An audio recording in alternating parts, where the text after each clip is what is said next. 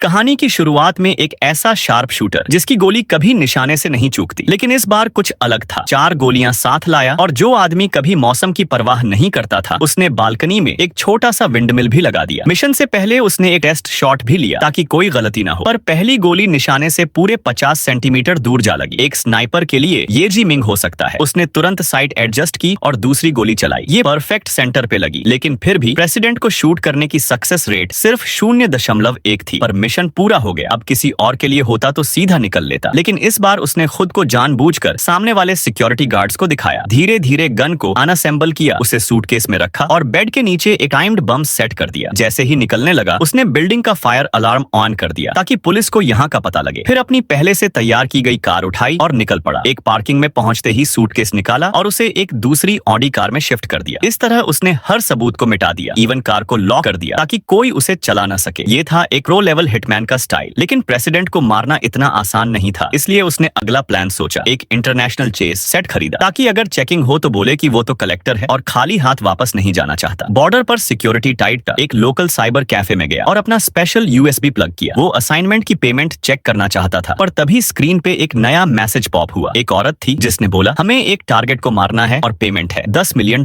लेकिन शर्त थी फेस टू फेस मीटिंग। वो आमतौर पे क्लाइंट से कभी नहीं मिलता, लेकिन रकम सुनकर थोड़े समय के लिए उसका मन बदल गया। उसने कंडीशन रखी, पहले $5 लाख एडवांस और मीटिंग के बाद चाहे डील बने या नहीं, उतनी ही रकम फिर से देनी होगी। जब औरत ने एड्रेस भेजा तो उसने पेमेंट को बढ़ाकर $1 अरब बोल दिया, क्योंकि टारगेट था दुनिया के सबसे अमीर और सबसे सिक्योर बंदों में से एक। औरत सोचने चली गई। वो बिना जवाब दिए वहां से निकल गया और सीधे अपने स्पेन वाले विला पहुंचा। वाइफ बच्चों का सामान पैक कर रही थी और उसे देखकर समझी कि वो जल्दी घर लौट आया, पर उसे क्या पता था कि उसका ये शांत स्वभाव वाला पति असल में एक प्रोफेशनल किलर है। जब वो किचन में गई तभी उसने दरवाजा लॉक किया और लैपटॉप निकाला ताकि अपने पुराने क्लाइंट से बात कर सके। पर स्क्रीन पर एक गाली भरा मैसेज था। इतने बड़े काम के बाद भी उसे पेमेंट नहीं मिली, ऊपर से गालियां। उसने हंसते हुए अपना किलर यूएसबी फिर से सिस्टम में डाला और बैंक से पेमेंट सोर्स ट्रेस करने को कहा। इसी बीच वाइफ आ गई। बेटे का बर्थडे था और वो चाहती थी कि वो रुके, पर उसके लुक से ही साफ था वो जाने वाला है। वाइफ ने उसे एयरपोर्ट छोड़ा, पर उसके चेहरे पर शक था। उसे लगने लगा कि शायद उसका अफेयर चल रहा है, पर असल में एयरपोर्ट से निकलकर वो सीधा टैक्सी में बैठ गया। अपनी शादी की अंगूठी पॉकेट में रख ली और एक पुराने स्टोरेज यूनिट में जाकर नया पासपोर्ट उठाया। पर वाइफ ने जो देखा वो उससे भी शॉकिंग था। जब वो फूल लेने गई तो रास्ते में उसे वही टैक्सी दिख गई जिसमें उसका पति बैठा था। उसे समझ में आ गया ये ट्रिप कोई बिजनेस ट्रिप नहीं थी। कॉल किया तो फोन बंद। उधर उसे फिर से कॉल आया, एक नया टारगेट, 28 तारीख तक काम पूरा करना है और एडवांस $1 मिलियन।